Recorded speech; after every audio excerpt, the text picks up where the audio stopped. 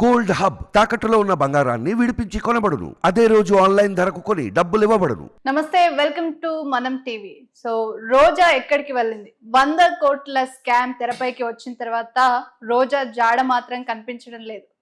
So రోజా ఎక్కడికి వెళ్ళింది ఏంటి అనే అంశానికి సంబంధించి ఆడిస్మిల్లి శ్రీనివాస్ గారు మనతో ఉన్నారు. వారిని అడిగి తెలుసుకుందాం. సార్, రోజా జాడైతే మీకు కూడా తెలీదు, కానీ 100 కోట్ల స్కామ్ వెలుగులోకి వచ్చిన తర్వాత కనుమరుగైపోయారు చాలా మంది లీడర్స్, వైసీపీకి చెందిన నాయకులు అసలు కనిపించకుండా కనుమరుగైపోయినటువంటి సందర్భం అయితే ఉంది. ఆడుదాం ఆంధ్ర పేరిట 100 కోట్ల రూపాయల స్కామ్ చేసిన తర్వాత సిట్ విచారణ తెరపైకి వచ్చిన తర్వాత ఆమె అసలు హైదరాబాద్ లో ఉన్నారా, లేకపోతే చెన్నైకి వెళ్ళారా, అసలు దుబాయ్ వెళ్ళిపోయారా అనే సందేహాలు ప్రస్తుతం ఉన్నాయి. ఇప్పుడు యాక్చువల్గా రోజా గారు లాంటి లీడర్స్ మంచి పేరు తెచ్చుకుని ఒక రకంగా అంటే వాళ్ళకి గ్లామర్ కూడా ఉంది, కూడా సినిమా గ్లామర్ ఉంది. అలాగే జబర్దస్త్ ద్వారా కూడా పాపులర్ అయింది ఆవిడ. అంటే ప్రతి తెలుగువాడికి అంటే సినిమా హీరోయిన్గానే కాకుండా జబర్దస్త్ ద్వారా కూడా బాగా దగ్గరైంది. వాళ్ళు చేసిన పొరపాటు ఏంటంటే రాంగ్ ప్లేస్లో ఉన్నారు. అంటే తర్వాత ఆవిడ శాస్త్రలో ఆవిడ బుద్ధి వక్రం, మాటలో గలీజు గబ్బు లేపింది. కానీ ఒకనొకప్పుడు ఆవిడ సినిమా హీరోయిన్గా ఉండి తన రెండో ఇన్నింగ్స్ కొన్ని సినిమాలు సొంతంగా నిర్మించి ఆ సెలవుమని చేసేసుకున్నది. మెటాలాగా పట్టుకుపోడేది ఆడు తమిళనాడు చామంతి అనేది జన్మ తీసాడు, దాన్ని లైన్లో పెట్టేసుకున్నాడు. కానీ అతనితో ఏదో సమరం అనే సినిమా తీసి దెబ్బతినిపోయింది. యాక్సిడెంట్ అయ్యి సినిమాలకు దూరంగా ఉండి తెలుగు సినిమాల్లో కొంత అవకాశాలు తగ్గిన తమిళ్లో రజనీకాంత్ గారితో వాళ్ళతో విజయకాంత్ తర్వాత ఇప్పుడు రాధికాళ్ళ ఆయన ఉన్నాడు, ఆయన పేరు ఏదో ఉంది, శరత్ కుమార్ తోటి మంచి సినిమా చేసింది. అలాగా మంచి మంచి సినిమాలు చేసింది అమ్మాయి. సెకండ్ ఇన్నింగ్స్లో కూడా చిరంజీవి గారు, బాలకృష్ణ గారు వీళ్ళందరితో చేసింది.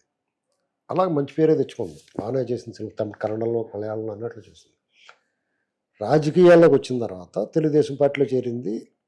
ఆ శివప్రసాద్ గారిని, డాక్టర్ శివప్రసాద్ గారిని నేను ఎందుకు చెప్తున్నానంటే ఎలా పతనమైంది ఆవిడ కెరీర్ అనేటువంటిది, వ్యక్తిత్వాన్ని ఎలా పతనం చేసుకుంది. డాక్టర్ శివప్రసాద్ గారిని తిరుపతి చిత్తూరు ఎంపీ ఉండేవారు ఒక ఆయన. ఆయన ద్వారా రాజకీయాలకు, సినిమాల్లో కూడా ఆయన ద్వారా వచ్చింది, రాజకీయాల్లో కూడా ఆయన ద్వారా వచ్చింది. ఫైర్ బ్రాండ్గా ఉంది, మహిళా అధ్యక్షురాలుగా చేసింది. టీడీపీలో చంద్రబాబు నాయుడు గారి నోట్లోంచి నొరకలు వచ్చేలా పొగిడేది. మీది చిత్తూరు మాది చిత్తూరు అంటే మీది తినాలి మాది తినాలి అన్నట్టు ఆ అమ్మాయికి కూడా ఎంకరేజ్మెంట్ బాగా ఇచ్చారు. కానీ అక్కడ ఓడిపోయింది, చంద్రగిరిలో పోటీ చేసింది, ఓడిపోయింది. లాస్ట్ మినిట్లో పంపించారు, పొరపాటే పార్టీది. అప్పటి వరకు పుత్తూరు ఉండేది, ఇప్పుడు నగరి నియోజకవర్గం పుత్తూరు కింద ఉండేది. అక్కడ ఆ సీటు ఆశించింది, ఆ సీటు దక్కక వేరే చోటకి వెళ్ళి ఓడిపోయింది. తర్వాత రాజశేఖర రెడ్డి గెలిచిన తర్వాత వాళ్ళ వైపు మొగ్గింది. తర్వాత ఆయన చనిపోయాడు, ఈవిడ అడుగు పెట్టగానే చనిపోయాడు. దాంతో ఈవిడికి ఐరన్ లెగ్ అని పేరు పెట్టేశారు. ఒక ప్రచారంలో పెట్టేశారు, బాధపడతా ఉండేది, మాట్లాడితే ఐరన్ లెగ్ అని. ఇప్పటికీ కూడా దాన్ని కంటిన్యూ చేస్తారు, కంటిన్యూ అవుతుంది సార్. మహేష్ బాబు గారు బ్రహ్మోత్సవం సినిమా వచ్చింది. ఆ బ్రహ్మోత్సవం సినిమాకి మహేష్ బాబు గారు ఎవరికి ఈవిడికి ఇంటర్వ్యూ ఇచ్చాడు. ఆ మిఠాయి బాటల్లాగా ఉండి కూడా ఇంచక్క పాలకోవ బెళ్ళలాగా అతని సినిమా మటాష్ అయిపోయింది. మొన్న ఈ మధ్యన ఏదో సినిమాకి అలా మాట్లాడితే ఆ సినిమా మటాష్ అయిపోయింది. జగన్మోహన్ రెడ్డి గారు అందరూ ఎంత వెయిట్ చేశారంటే ఈవిడ మాట మాట్లాడితే బాగుంది, జగన్మోహన్ రెడ్డి గురించి మంచిగానే అనుకున్నారు. అనుకుంటే ఈవిడ అనేసింది, మళ్ళీ 9వ తారీఖు ప్రమాణ స్వీకారం చేస్తాడు మా అన్న అన్నది, టపాల మంది అయిపోయాడు. తన కెరీర్ అలా చేసుకుంది. కానీ ఆవిడకి ఐరన్ లెగ్ అనేటువంటి ఒకటి పడిపోయింది. నాకు అప్పుడప్పుడు బాధ కలుగుతూ ఉంటుంది, ఎందుకంటే హీరోయిన్గా, సినిమా నటిగా జబర్దస్త్లో ఆవిడ పాత్ర వరకు, అంటే మేము 91లో మేము యువకులుగా ఉన్నప్పుడు అమ్మాయి హీరోయిన్గా వచ్చింది. అప్పుడున్న హీరోయిన్లు జయసోద వాళ్ళు చిరాకు వచ్చేసి మాకు అప్పటికి వీళ్ళ మీద కొంచెం క్రేజ్ ఉంటుంది కదా, విజయశాంతి, రోజా గారు, రాధ ఇలాంటి వాళ్ళు అందరూ వచ్చారు. వచ్చిన తర్వాత శ్రీదేవి గారు కూడా ఫేడ్ అవుట్ అయిపోయింది. సహజంగానే ఒక రకమైన అభిమానం ఉండేది వాళ్ళ మీద. అలాంటి పరిస్థితుల్లో ఈవిడ గురించి ఎలా మాట్లాడుతున్నారట్రా పాపం అనుకుని అంటే సహజంగా నేను మామూలుగా జగన్మోహన్ రెడ్డి అనే బ్యాచ్ అంటే ప్రజల వాయిస్గా నేను వాళ్ళు అసహించుకుంటాను. వైసీపీ వాళ్ళు అంటే నాకు డోకొచ్చేద్ది వాళ్ళ పేరు చెప్తే, ఆమోదం అయినట్టు ఉంటుంది. అంటే వాళ్ళు వేరే కారణం ఏం కదండి, వాళ్ళ శాస్త్రంలో వాళ్ళు మాట్లాడే తీరు, వాళ్ళ విధానం, మోడస్ ఆపరేండి చూస్తుంటే వాళ్ళంటే అసహ్యం నాకు. కానీ ఈవిడేం అనలేకపోయి ఉండేది. ఎందుకంటే ఒక రాజు ఆ లీడర్ దగ్గర ఉన్నప్పుడు వాళ్ళు ఏం కోరుకుంటారో అదే చేస్తారు వీళ్ళు. ఎందుకంటే డైరెక్ట్గా జగన్మోహన్ రెడ్డి సిగ్గు లేకుండా చెప్తాడు వాళ్ళని తిట్టి వీళ్ళని తిట్టాను. ఇప్పుడు అదే అయింది కదా సార్, బూతుల మంత్రి. చంద్రబాబు నాయుడు గారు వాళ్ళ విషయంలో వాళ్ళు చెప్పరు. చంద్రబాబు నాయుడు గారు ప్రాపకం కోసం ఎవడన్నా చంద్రబాబు నాయుడు గారిని ఎత్తుతా ఎదటోని విమర్శించవచ్చు. కానీ జగన్మోహన్ రెడ్డి అయితే కోరుకుంటాడు. ఇప్పుడు ఆయన ఒక ఆయన ఉన్నాడు, టీడీపీ నుంచి వెళ్ళాడు ఆయన పేరు సడన్గా గుర్తు రావట్లా. ఆయన ఒకసారి వచ్చి రోజు దగ్గరికి వచ్చి నేను తిట్టమంటున్నాడు చంద్రబాబుని అని చెప్పి. అలాగా ఈయన పని కట్టుకుని తిట్టిస్తారు. ఇది రోజా గారికి అంత కోపం ఉండాల్సిన అవసరం లేదు. లోకేష్ గారి మీద కానీ చంద్రబాబు గారి మీద కానీ పవన్ కళ్యాణ్ మీద కూడా అంత కోపం ఉండాల్సిన అవసరం లేదు. మీరు చూడండి కావాలితే పవన్ కళ్యాణ్ గారినైనా లోకేష్ గారినైనా చంద్రబాబు గారైనా వీళ్ళు ఎప్పుడు కూడా రోజా గారిని ఏం మాట్లాడలేదు, ఏ రోజు విమర్శించలేదు. ఒకవేళ ఎవరన్నా అసెంబ్లీలో గట్టా ఆవిడ గురించి మాట్లాడితే ఆవిడ మాట్లాడిన దానికి వాళ్ళు కౌంటర్ ఇచ్చారు. అనిత గారి గురించి, ఇప్పుడు హోమ్ మినిస్టర్ అనిత గారి గురించి ఆవిడ చాలా నీచంగా మాట్లాడింది. పీతల సుజాత గారిని అప్పట్లో మంత్రి ఉంటే ఆవిడ గురించి కూడా ఈవిడ చేష్టలతోటి నువ్వు నడుము వడ్డానాలు ఇలాంటి అని ఒక వెహికల్ చేష్టలు కూడా చేసింది. ఇలాంటివన్నీ అది చాలక అధికారంలోకి వచ్చిన తర్వాత మరీ దారుణంగా రెచ్చిపోయింది. ప్రతిపక్షంలో ఉన్నప్పుడు కూడా లోకేష్ గారిని వాళ్ళని పప్పు అని అదని ఇదని వాళ్ళతో వీళ్ళు చేసే రకరకాల వీళ్ళు ఎప్పుడు కూడా తిరిగి మాట అనలేదు, వాళ్ళంత నీచంగా ఎవరిని మాట్లాడలేదు. అది కొంచెం అలుసుగా తీసుకున్నారు. వాళ్ళు అలుసుగా తీసుకుని ఎంత మాట పడితే అంత మాట మాట్లాడారు. జనంగా అబ్జర్వ్ చేస్తారండి. ఇవాళ వాళ్ళ అధికారంలోకి వచ్చిన తర్వాత నిజమే ఆవిడ ఫైనాన్షియల్గా స్ట్రగుల్ అయింది. సినిమా ఇండస్ట్రీలో ఉండగా నష్టపోయింది. తర్వాత కూడా మెయింటెనెన్స్ ఉంటుంది. కొన్ని ఆస్తులు పనికిమాల దద్దమ్మలాంటి తమ్ముళ్ళు ఉన్నారు ఆమెకి.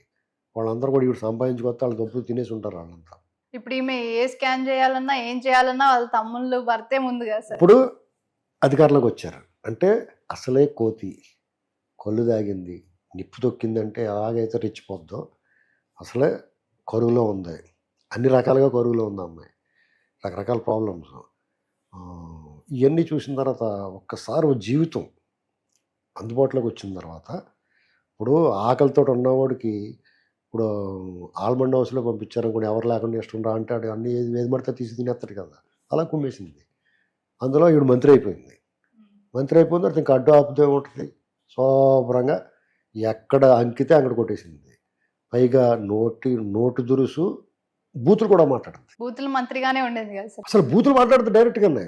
అంటే ఒక మహిళ నుంచి ఆ రకమైన మాటలు ఎక్స్పెక్ట్ చేయరు. ఇప్పుడు ఎంత దురుసుగా ఉన్న ఫైర్ బ్రాండ్లు చాలామంది ఉన్నారు.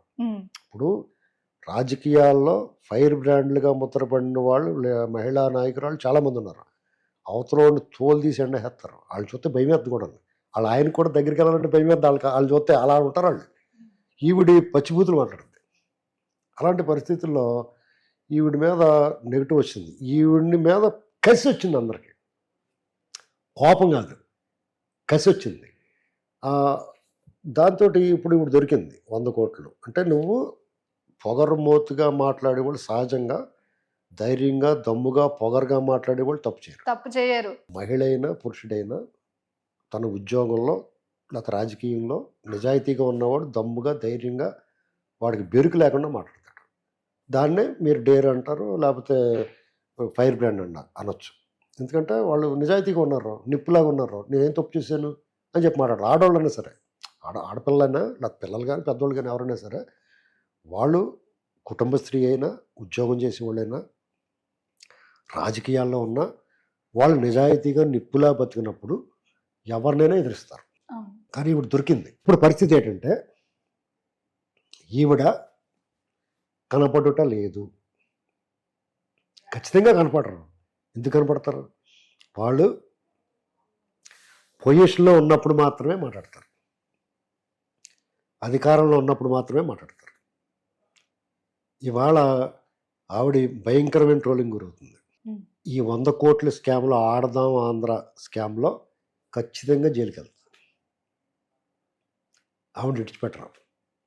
ఎందుకంటే ఒక రాజకీయాల్లో ఉన్నప్పుడు, అధికారంలో ఉన్నప్పుడు ఒకవేళ మీరు ఏదైనా స్కామ్ చేసినా, పొరపాటు చేసినా అవతలవాడు మిమ్మల్ని పగబట్టకుండా ఒక మాట్లాడే ఛాన్స్ ఉండాలి. గతంలో రాజకీయాలు అలాగుండి అంటే ఎవరు తింటలేదు అనేటువంటి దాంట్లో ఆ రాజకీయ నాయకుడు తప్పు చేస్తే లేకపోతే ఈడు తప్పు చేసి ఈడు అధికారంలో ఉన్న వాళ్ళ అధికారంలో ఉన్న వాళ్ళని వదిలేసి సంప్రదాయం ఉంది. చూసి చూడనట్టు వదిలేస్తారు. లేదా పగలు టీడీపీ రాత్రి వైసీపీ, లేకపోతే రాత్రి పగలు వైసీపీ రాత్రి టీడీపీ కింద ఉంటాయి, డీలింగ్స్ ఉంటాయి. వాళ్ళందరూ కలిసిమెలిసే ఉంటారు. కొంతమంది కార్యకర్తలు కొట్టి వస్తారు కానీ నాయకులు బాగానే ఉంటారు. అది జగమెరిగిన సత్యం. ఇలాగా ఒక రకమైన కక్ష, పగ, ప్రతీకారాలు లాంటి వాతావరణాన్ని వీళ్ళు సృష్టించుకున్నారు ఇప్పుడు. కాబట్టి జగన్మోహన్ రెడ్డి 2 జన్మలు సరిపడగా అతనికి తప్పులు చేశాడు. రోజా 1 జన్మ సరిపడగా తప్పులు ఈవిడ చేసింది. ఇక కొడాలి నాని అయితే డ్రైనేజ్ మేము మొత్తం తీసినట్టే. వీళ్ళందరూ కూడా ఖచ్చితంగా, నేను ఎప్పుడో చెప్పాను, 2000 మంది నాయకులు కానీ, ఐఏఎస్లు కానీ, ఐపీఎస్లు కానీ, వీళ్ళ కార్యకర్తలు కానీ వీళ్ళందరూ కూడా దేశం విడిచి వెళ్ళిపోతారని చెప్పాను. అదే పని మీద ఉన్నారు. సో ఇప్పుడు కూడా అదే జరిగింది. రోజా దుబాయ్ పారిపోయిందంటూ కూడా చాలా మంది అనుమానం వ్యక్తం చేస్తున్నటువంటి పరిస్థితి అయితే ఉంది. సో చూడాలి మరి సిబిఐ, ఈడీ ఎంక్వైరీ వేస్తారో లేదో. మరి సిబిఐ అధికారులు కూడా ఆరాధిస్తున్నటువంటి పరిస్థితి ఉంది. సిట్ విచారణ జరిపిస్తామని కూడా చెప్తున్నటువంటి పరిస్థితి కనిపిస్తుంది. రోజా జాడ దొరికిన తర్వాతే అసలు ఆమె చేసినటువంటి స్కామ్ని వెలికి తీస్తారా లేదా అనేది కూడా సందేహంగా ఉంది. సో ఇది ఇవాల్టి స్పెషల్ ఇంటర్వ్యూ. చూస్తూనే ఉండండి మనం టీవీ.